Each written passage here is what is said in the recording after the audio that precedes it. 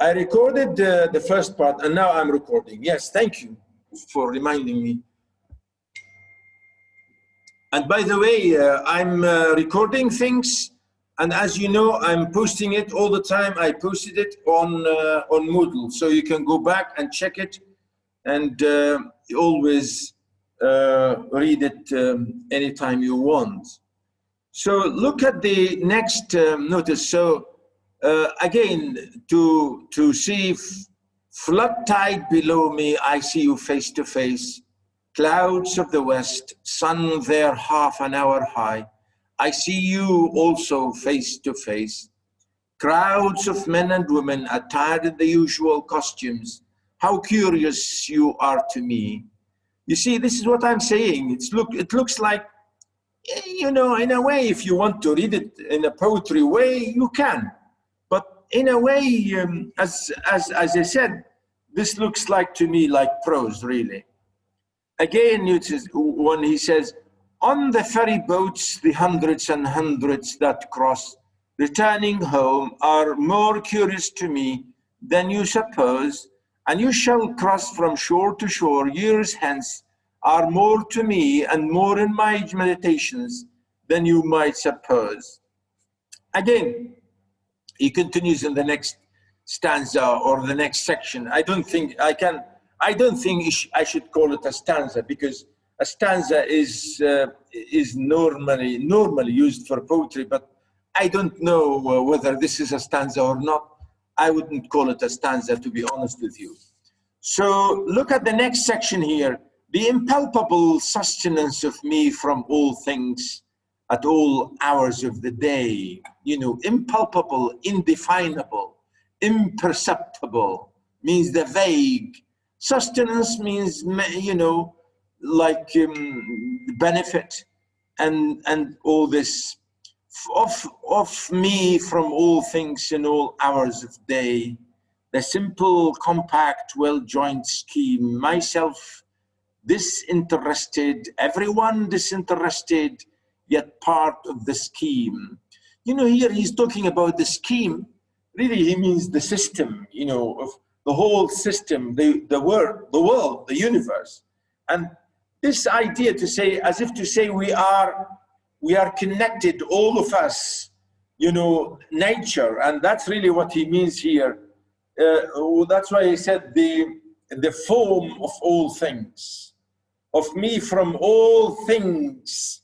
You know, he wants to say about him as man in the universe. And, you know, that's what I mean about the question of spirituality and the unification and the mind and the spirit and the world and, you know, the physicality and all that.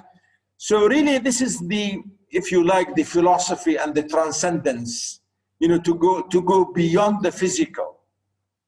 The simple, compact, well-joined scheme, myself disintegrated, everyone disintegrated, yet part of the scheme. I don't know, is this poetry? I don't think so, I don't know. This is funny poetry to me. Again, the similitudes of the past and those of the future.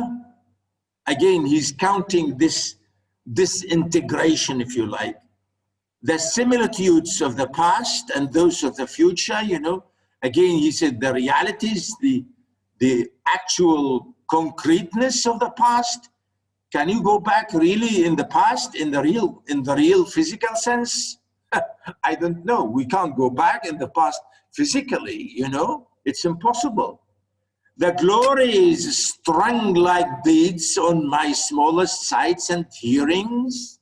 Again, you know, he's using, like looking at the past, like the glories. What glories, you know, the greatness of the past? I don't know. Sometimes, yes, we look at the past, always we think of the past as being really lovely and whatever. We think of it as glory. You know, what, I don't know. Do we go back to the past and live the past? It's impossible. We have to think of the future, of the now, of our present. And that's why he said, you know, to say, if you look at the past with, as if to see, would look at as beads, you know, beads, You know, like when you are using like smaller size of beads, like strung like beads. Oh, actually here I have beads. Yeah, very good. Yeah, I can show you my beads, right? And this is the beads, you know, string like beads. This is funny, isn't it? You know, you're saying, looking at the past, you know, this is beads. This is, you see, this is the beauty thing about e-learning and teaching from home. You have everything, you have everything ready for, yeah, he's saying, looking at the past like beads on my smallest sights and hearings, on the walk and the street and the passage over the river, the current rushing so wistfully, swiftly and swimming with me far away, the others that are to follow me, the ties between me and them, the certainty of others, the life, love, sight, hearing of others. What? Come on, man. What are you talking about? Isn't it? So he's counting all this. The way, as you can see, the way I'm reading it for you, I'm reading it like poetry, isn't it? I hope that you see my idea. I'm trying to imitate it as like a poem. So again, you know, the way he's connecting the past, isn't it? You know, the whole idea, as you can see, where are the images? You know, where are the metaphors and the similes and the lovely poetical language? I don't know. I mean, not much really, to be honest with you. The current and the swiftly and the swimming far away. Again, follow me where? The ties between me and them, you know, them meaning all these events in the past. Again, he said, others will enter the gates of the ferry and cross from shore to shore. Really? Wow. Are you telling me something new? Others will enter the gates of the ferry and cross from shore to shore. Others will watch the run of the flood tide. Others will see the shipping of Manhattan north and west and the heights of Brooklyn to the south and east. Others will see the islands large and small. Huh? Really? Wallahi. Isn't it? Do you see what I mean? Is he telling us something new? I don't think so. He said, yeah, people will do the same thing. People will travel, will enter the gates, will come, will see this. Like what I'm seeing, there's nothing new. 50 years hence, notice, 50 years hence, others will see them as they cross the sun half an hour high. He's saying, now I see you in the morning. After 50 years, people will see you in the same way. So as if to say, now is not different from the past and will not be different from the future after 50 years. It's going to be the same thing. Nothing will change. This idea will be always there. From hence, you know, as if to say, 50 years from now, nothing will change. People will keep going and coming, crossing and, you know, the same thing. 100 years hence, again he said, wow, 100 years, 100 years, or even so many 100 years, others will see them. If I don't see them, others will see them. We'll enjoy the sunset, the pouring in of the flood tide, the falling back of the sea to the ebb tide. Well, thank you, Whitman. I don't think you are telling me anything new. What do you think? Tariq. Tariqun. Hello? Are you there?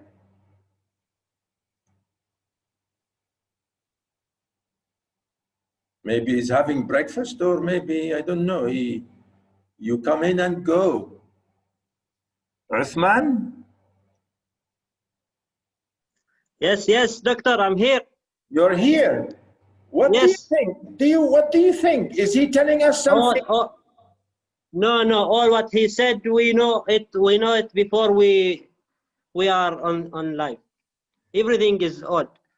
Yeah, I mean, this is strange and funny in a way, and He wants to show to us that he is a good writer, but he is not. He didn't say anything new. well, well, yeah, in a way, I agree with you, but that's not my meaning. Really, that's not my aim. My aim is to say to you, this poetry is very simple. You know, it's really simple, and it's very strange poetry. You know, this is really the idea. And he's not, I'm saying, he's not telling us something really huge or unbelievable, or we say, wow, poetical. He's saying something very natural, very normal. Every one of us can say the same thing. Really, this is the idea. Now, in number 3, you can see again the same thing. Notice he said, it avails me not time nor place, distance avails me not. Again, avails, here I wrote it, benefits, you know, to give, it does not give me anything.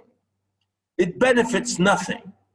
It avails me, it avails not. Time nor place, distance avails not. Means, you know, there's no help. You can't run away.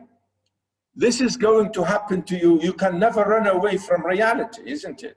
You know, this is the idea. To go back or to jump to my little note here, I said to you in the second section, notice, in the second section here, as you can see, the men and women in the ferry boat become the eternal, impalpable, indefinable, imperceptible, as you can see, I said sustenance or nourishment of the poet. You know, he thinks that the simple, compact, well-joined scheme of the universe believes, and he believes, of course, himself to be disintegrated of this. He thinks again, as I said, that everybody will be part of this, and all will be crossing the river all the time. Now, again, in this, I say the poet thinks about his role in relation to nature. As I said, the same. To him, the universe seems compact, harmonious, and well adjusted. And this is what I said, scheme. And in a way, you can say, yes, there is a system in this world. I think there is, yeah, of course. God created this world in a very absolutely absolutely planned, perfect way. And that's why he said, well adjusted, schemed, lovely made. So that's why he's part of the multitude of men, part of eternal, possesses birth, life, death, and so on. So he talks about these identities and so on, and he thinks about, you know, connecting between readers now. So that's why the links between the established present and past and the future, and so on. And in this section, again, you can see here in section 3, notice, Whitman declares, notice, that neither time nor place really matter, for he is part of this generation and of many generations hence. That's what he said, it avails me not. So meaning, what difference does it make? It makes no difference. It's all the same. It's all the same. Time, you know, hundreds of years past and hundreds of years of the present, it will be the same thing. The same generation will tell the same story, the same thing. And he's saying there's nothing new. Really, there's nothing new. And that's what he said, I too many and many a time crossed the river old, etc. And he repeats this, he too saw the ships arriving, the sailors coming, and blah, blah, blah. Now, this section reveals the poet's desire to transcend time, to transcend place, to go beyond time, to go beyond place, and the distance, of course, beyond reality, in order to establish this contact with you know, remember I said, as I said about transcendentalism, and I translated this to my friend, to my students last year, and I think, I don't know if I said this to you. Transcendentalism is, I would translate this in Arabic into al-ghaybiyya. And really, we as Muslims even, we believe in al-ghaybiyya, really. You have to believe in al-ghayb to be a real, if you like, believer, because there are things you can't see. You can't see, you know? And I think that's true. Even we say we can't see God, but we see him in our mind. And this is really the idea. And this, the question of here of not seeing, or that's why we say transcending, to go beyond the physical. And I think that's what he wants to say here about transcending reality and the idea here. And I think this, you know, the description of the river or the journey is very clear and very vivid, as we can see the morning and so on. And if I go back to the line, as you can see it here, he said that in too many ways. Notice, I am with you, you men and women of a generation, or ever so many generations hence. Just as you feel when you look on the river and sky, so I felt. Just as any of you is one of a living crowd, I was one of the crowd. Just as you are refreshed by the gladness of the river and the bright flow, I was refreshed. Just as you stand and lean on the rail, yet hurry with the swift current, I stood yet was hurried. Just as you look on the numberless masts of ships and the thick pipes of steamboats, I looked. Yeah. What are you saying? Are you telling me something new? Not really. Again, as I said, he's repeating and repeating this many times. Notice, I too, me too, I too many and many a time crossed the river of old. Means in the past, I did that many times. Watched the 12-month seagulls, saw them high in the air, floating with motionless wings, oscillating their bodies. Saw how the glistening yellow lit up parts of their bodies and left the rest in strong shadow. Saw the slow wheeling circles and the gradual edging toward the south. Saw the reflection of the summer sky in the water. Had my eyes dazzled by the shimmering track of beams. Looked,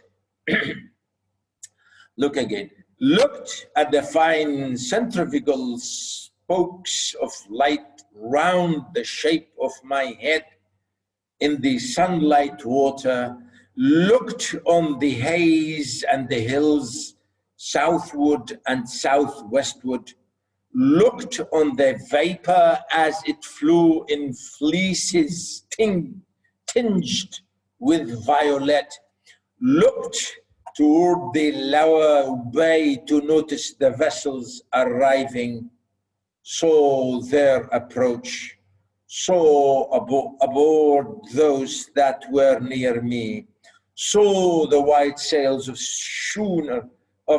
schooners and sloops, saw the ships at anchor, the sailors at work in the rigging or out astride the spars, the round masts, the swinging emotion of the hulls, the splendor serpentine pennants, the large and small steamers in motion, the pilots in their pilot houses, the white wake left by the passage, the quick tremulous whirl of the wheels, the flags of all nations, the falling of them at sunset, the scallop-edged waves in the twilight, the ladded cups, the frolicsome crests and glistening, the stretch afar growing dimmer and dimmer,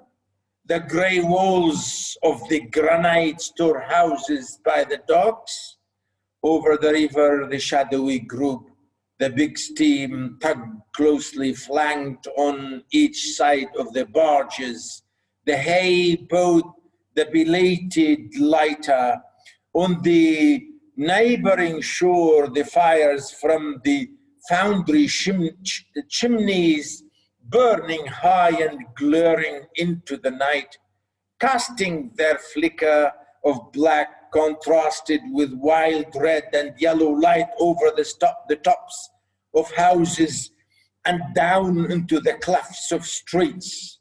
Boom! For God's sake, huh? What is this? Come on, man, what do you want? Isn't it? He's counting and counting. Really, I don't know. Maybe I'm going to say something maybe you don't like. But really, he wants to show off, to say, hey, I can tell you all this. But really, I don't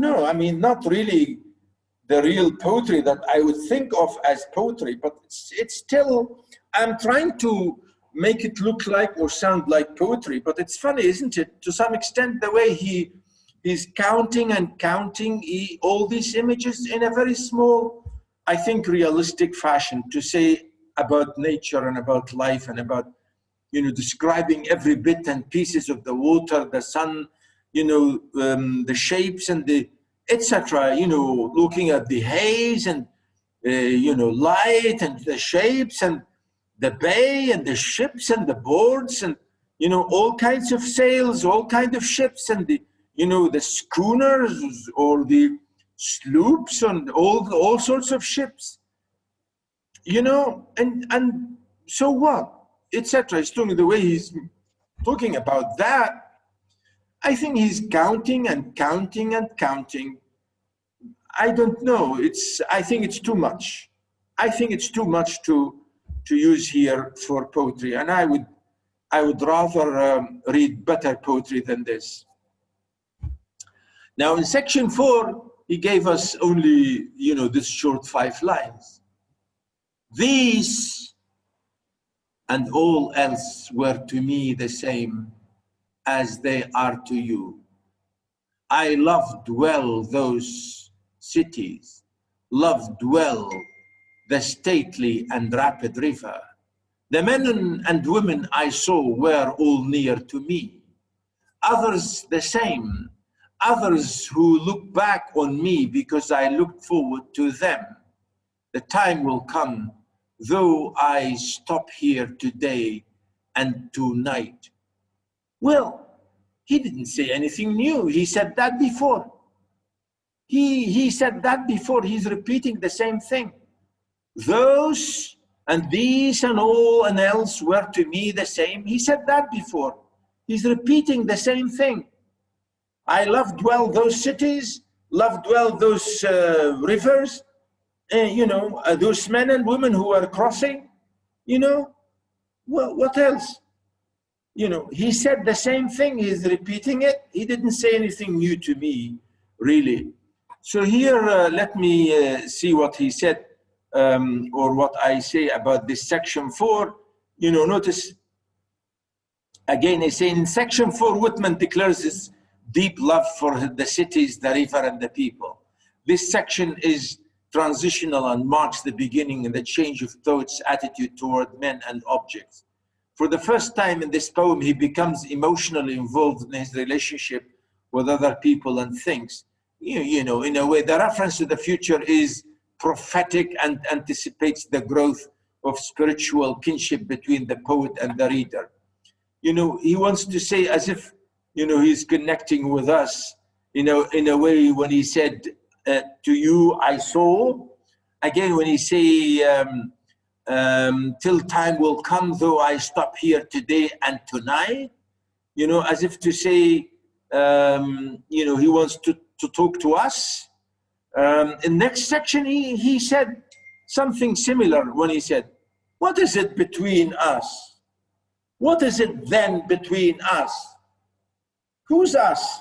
Us readers, or us, the people on the ship?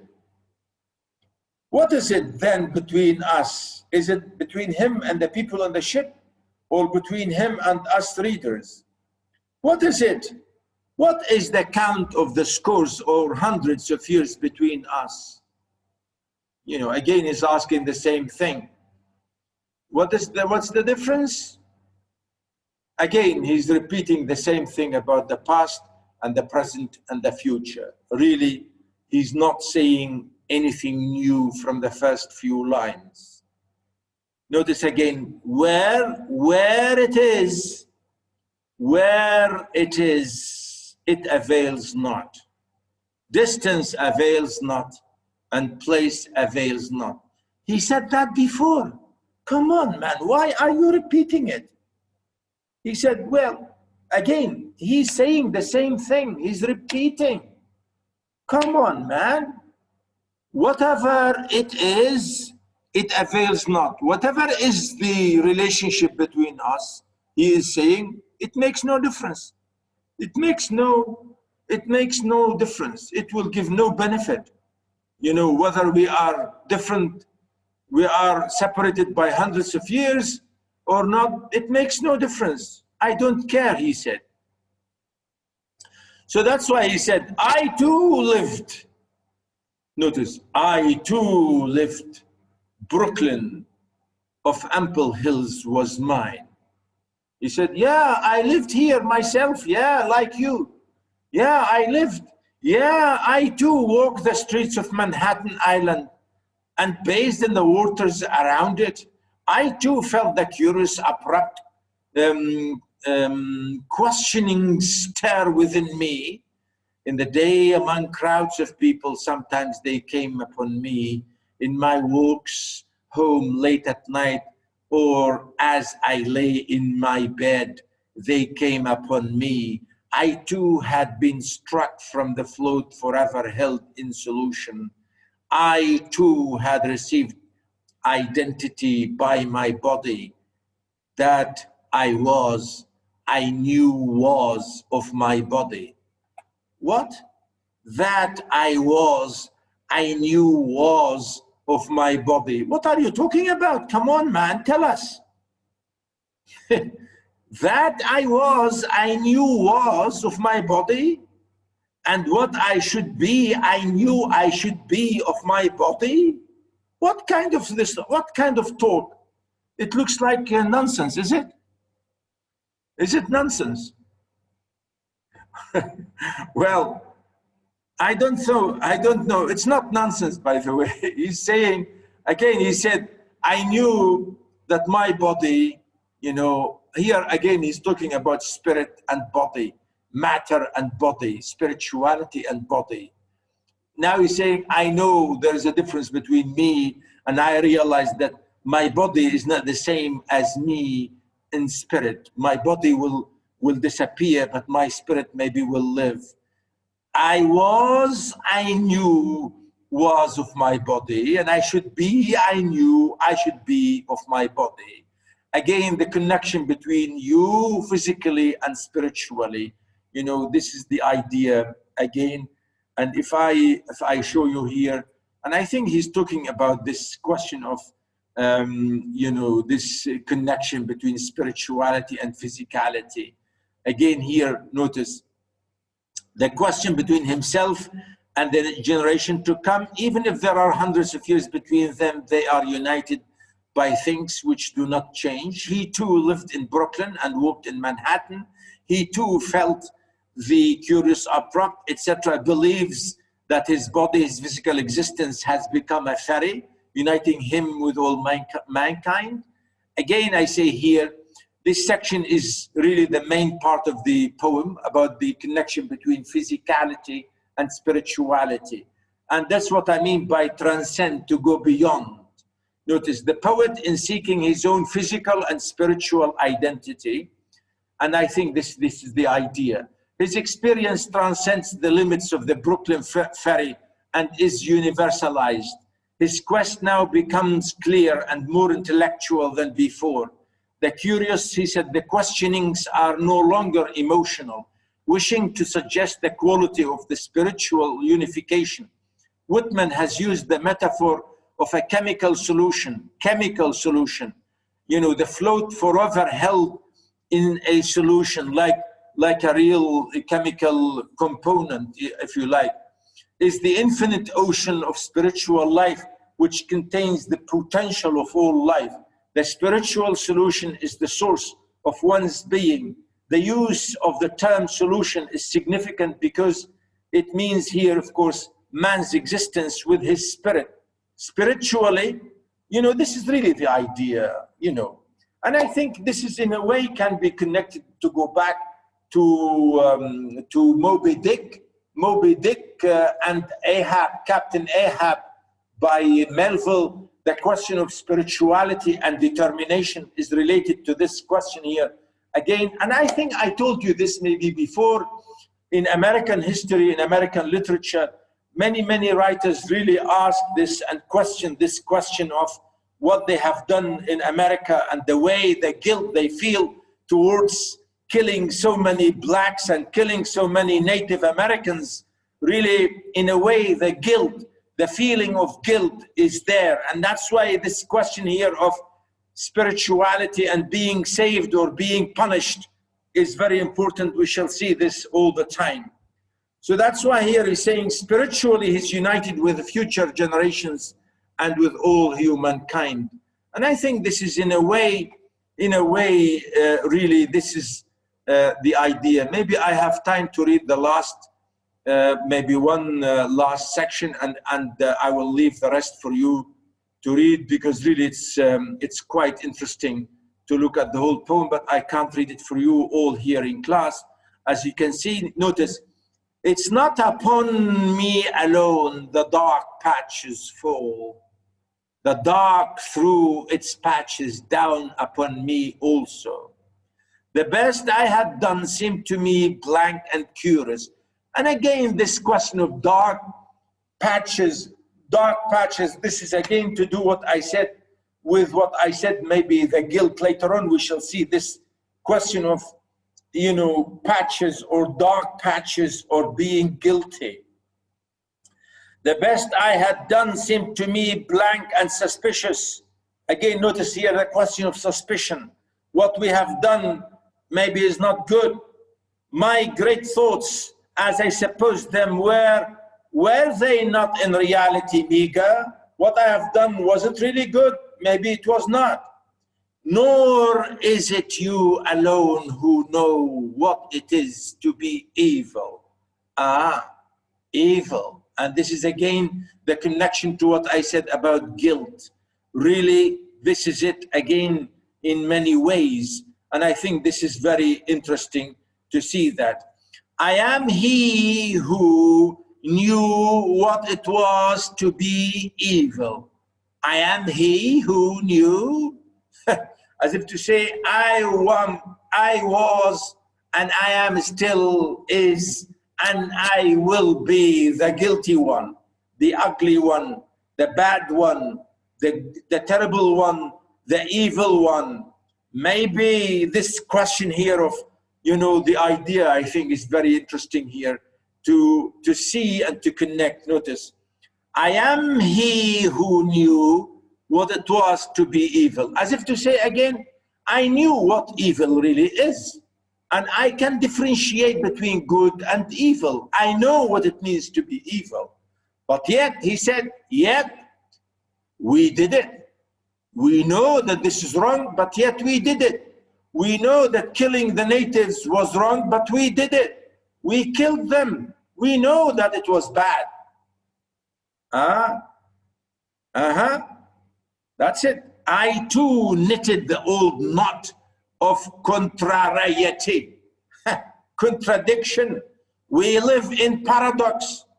We are always contradicting ourselves. Yes and no. We love you and we hate you. You know, this question here, notice he said, knitted the old knot, the old knot. And really he means here, he's talking about racism and all this question. The old knot, the old complicated problem. We made it. We created the problem. We made the problem. We made the disaster. And we feel now, oh, we are sorry. I'm sorry.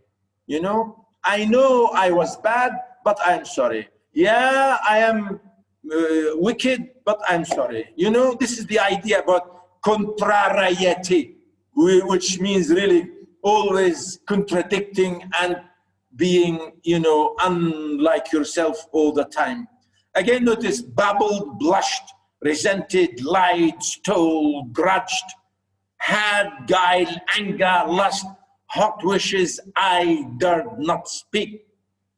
Again, notice was, wayward, vain, greedy, shallow, sly, cowardly, malignant, the wolf, the snake, the hog, not wanting in me, the cheating look, the frivolous word, the adulterous wish, not wanting, refusals, hates, etc., etc. You see, all these contradictions. And by the way, again, please join me only for 5 minutes because the time again will run away.